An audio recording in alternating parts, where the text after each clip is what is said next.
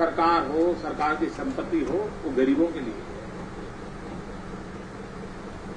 लेकिन आज वो शब्दों में नहीं, वो हकीकत में परिवर्तित हो रहा है और उसके कारण आगे चल करके बैंक से उसको 5,000 रुपये तक का कर्ज, और सामान्य मानवी को इससे ज्यादा कर्ज की जरूरत नहीं पड़ती। उसको अपना रोजमर्रा का काम के लिए चाहिए। और अनुभव यह है, गरीब व्यक्ति जो बैंक के अंदर संबंध आता है, 99% उस समय से पहले पैसे जमा कराए। वो बेचारा हमेशा हर चीज से डरता रहता है। 99% उसमें बहनों के पास हो तो 100% पेमेंट कर देते हैं। 100%। ये बैंकिंग सेक्टर का लोगों का भी अनुभव है। और वो बड़े बड़े लोग, हमें मालूम है क्या होता है।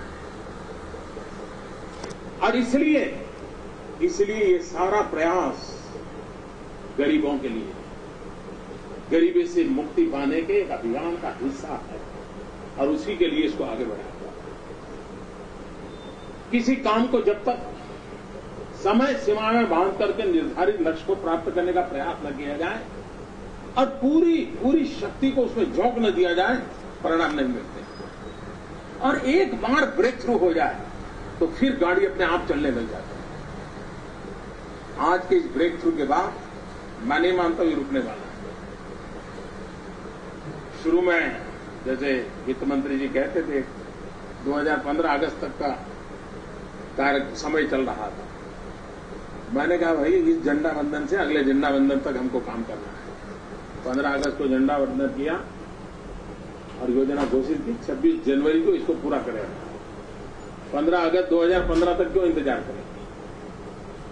और मैं वित्त विभाग का आभारी हूं, उस डिपार्टमेंट से सभी अधिकारियों का आभारी हूं, बैंकिंग क्षेत्र का आभारी हूं।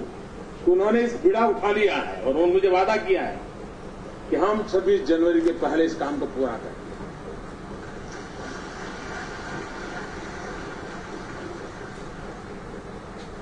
आज जो रुपया,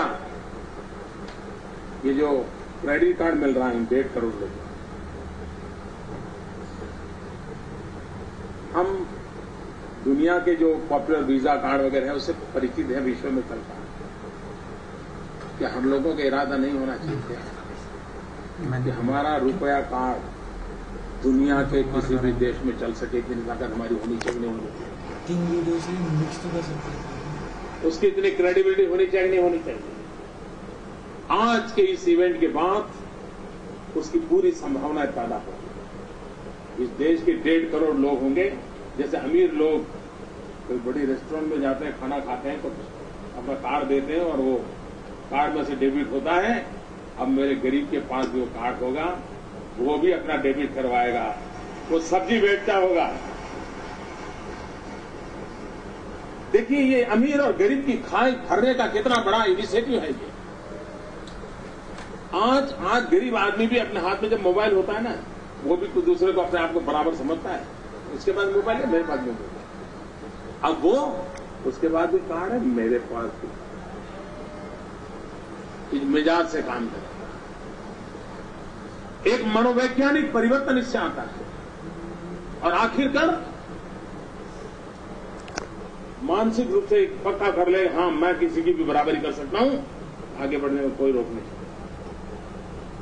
आगे बढ़ सकते। और इसलिए स्पेशल स्कीम और भी हम जोड़ रहे हैं। आज 26 जनवरी तक,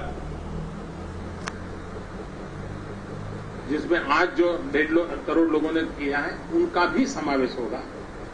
26 जनवरी तक जो लोग अपने खाते खुलवाएंगे उनको 1 लाख रुपया का अकस्मात बीमा के उपरांत 30,000 रुपये का लाइफ इंश्योरेंस भी मिलेगा।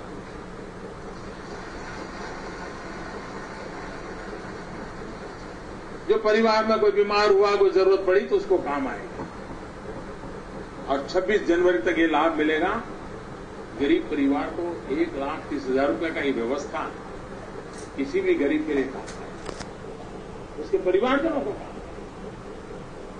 और कभी कभी बहुत सी बातें बड़े लोगों को समझ नहीं आती, लेकिन सामान्य मानवीय अपने बात को बहुत पकड़ लेता है, तेजी से पकड़ता है।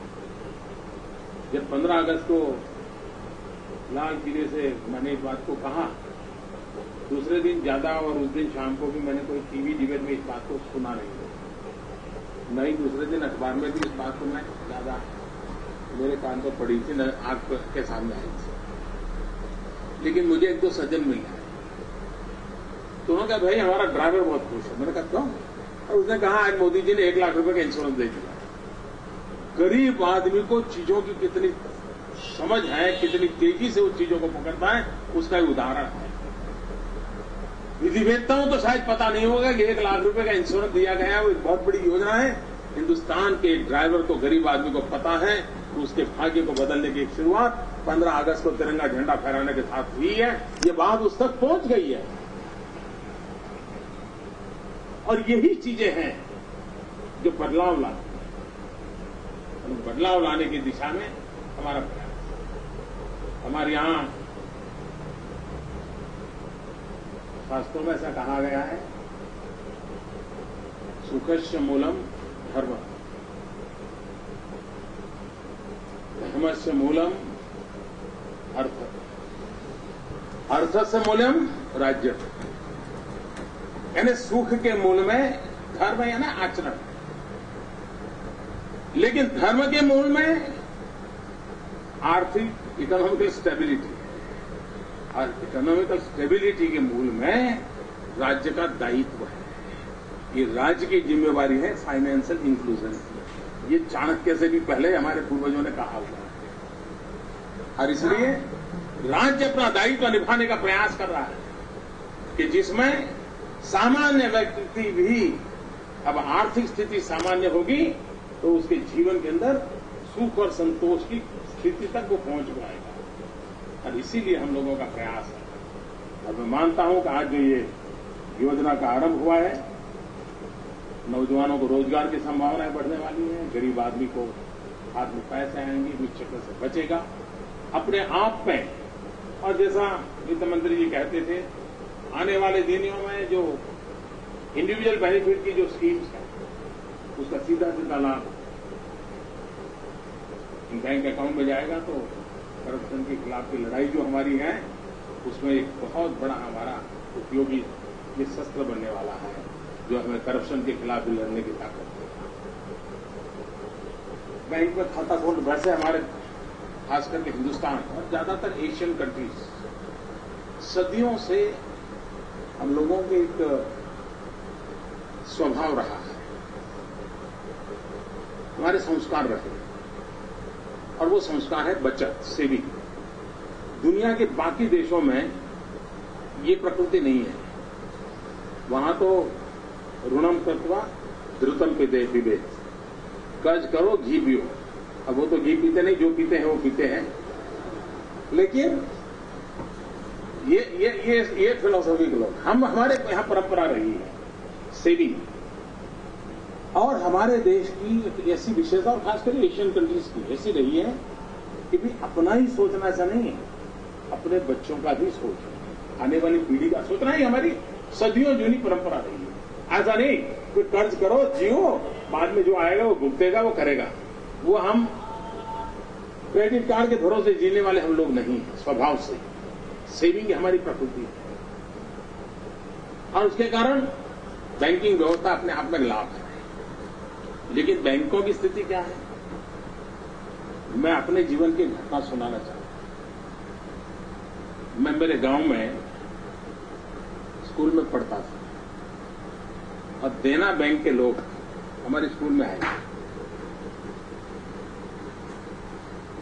तो देना बैंक के लोग, वो कोई मिस्टर बोरा करके थे, मुझे इतना याद है, तो सबको समझा रहे थे, गुल्लक देते थे, ऐसे बच्चा बचाना चाहिए, पैसा बच्चों ने बचाना चाहिए, वगैरह वगैरह। खाता खोलते थे, हमने भी खुलवा दिया था, हमको भी